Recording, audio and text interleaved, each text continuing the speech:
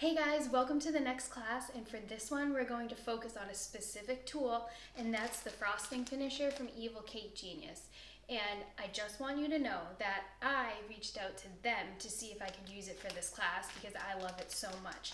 And I have only used it on American buttercream. That's what I recommend using for this class. And if you go on my website and click the drop downs, there's one that says frosting recipes if you need one. And aside from that, we'll need your basics: a turntable, a grip pad, cake board, a piping bag and an elastic, scraper, spatula, and some food coloring. You can use 1, you can use 4.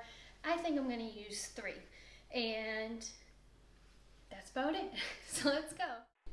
Alright, this process should be starting to look familiar, so for this video, I've increased the speed a little bit, but you can still follow along. You start with the grip pad, cake board. I put a little bit of icing, even though I've said before I prefer melted chocolate. And then you start with your first cake layer and add some frosting, and then you go ahead and stack. By now you're probably doing a pretty good job of keeping it level as you stack, making sure each layer of frosting is nice and even. Now we can add a layer to the outside, and it doesn't have to be neat. I had a little bit of fun once I got to the top. The layer I have on top is pretty thin, it's just enough to hold the crumbs in.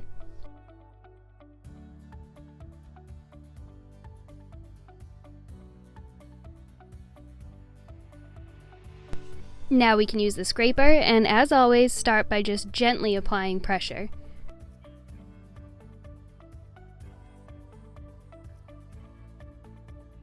Fill in any gaps as you need to.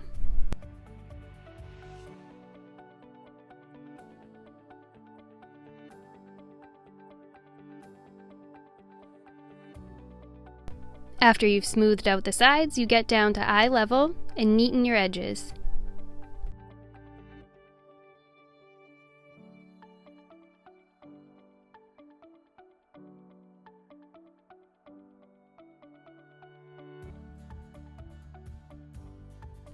Then you can use a paper towel to wipe down the cake board just to keep it nice and neat, because once you chill the cake it could get frozen on there.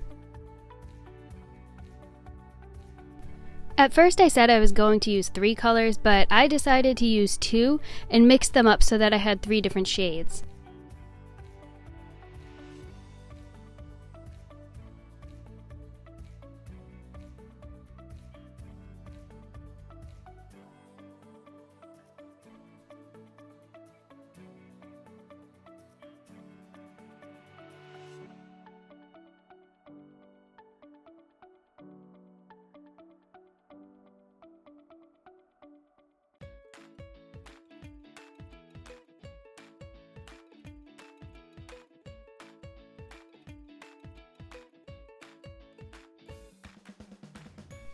Now we can frost the cake, same process as the crumb coat.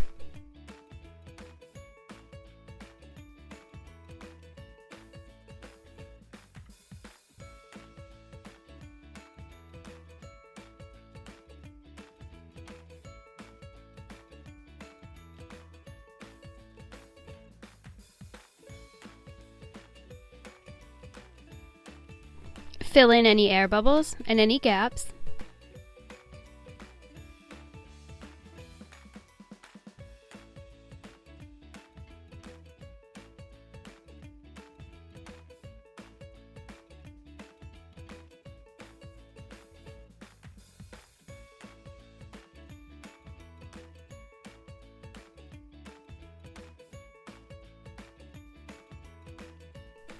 This cake is actually a really good example because if you look closely, you can see that it sticks out further on the top. It's kind of like, it's at an angle. It's not a perfectly vertical side. And I noticed that when I got down to eye level, so I decided to keep using my scraper to even it out.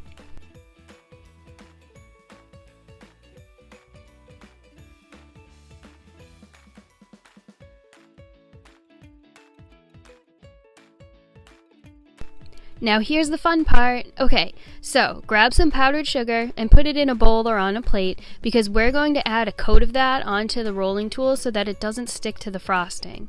And it's important to just keep in mind when you use this rolling tool, it's best to use it on room temperature frosting, so this layer I have not chilled yet. But guys, watch how cool this is!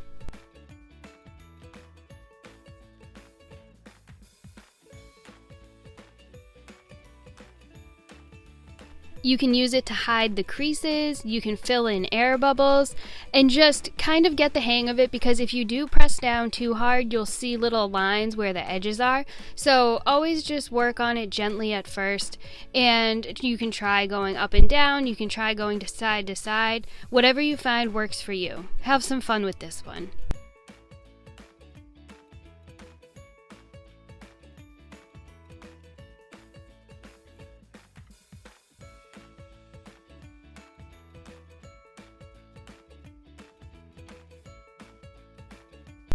Look at this, I stuck my finger in the cake and it just erased it. It's like it never happened. It's amazing.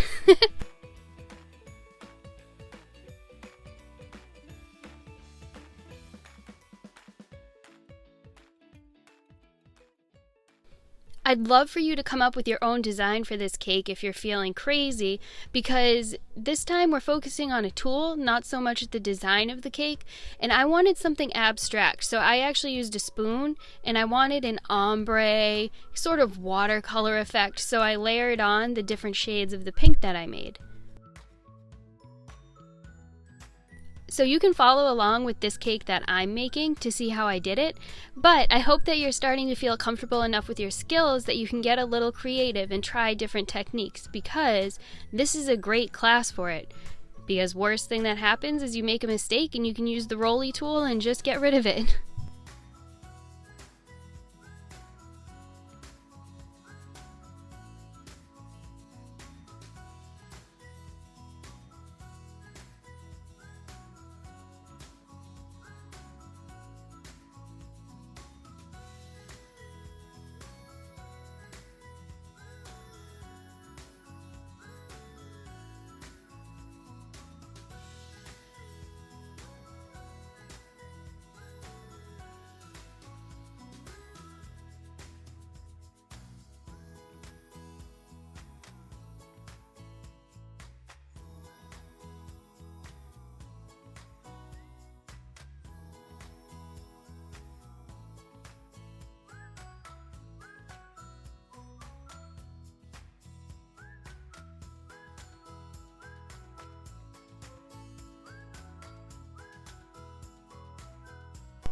Regardless of the cake I'm making, I always make sure that frosting on the sides comes up and over the top so that I can make the crisp edges.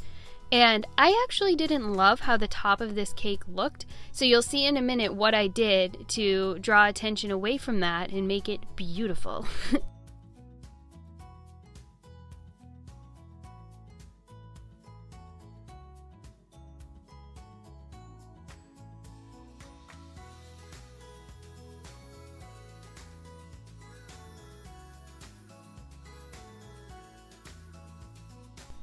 So this was my brilliant idea, and I guess it's not really brilliant, but I find that as I decorate cakes, I often see things that I'm like, oh, you know what, I don't love this about it, or I don't love that, and it's a creative world where you can find ways to make it look better. So I didn't love the top of it, so naturally I said, okay, well, what could we put on top of this cake?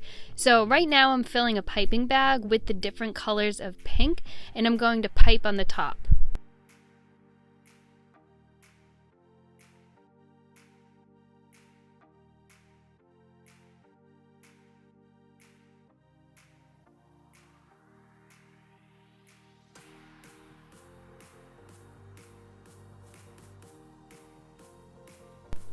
I don't know the official name for these things, these mountains? Little frosting mountains?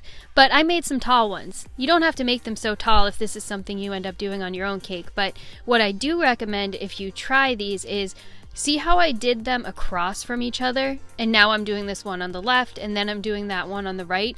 Because if you go around the edge and you don't do this, sometimes you end up where they don't fit or you have an awkward gap. So this way just keeps it more symmetrical. Just a tip.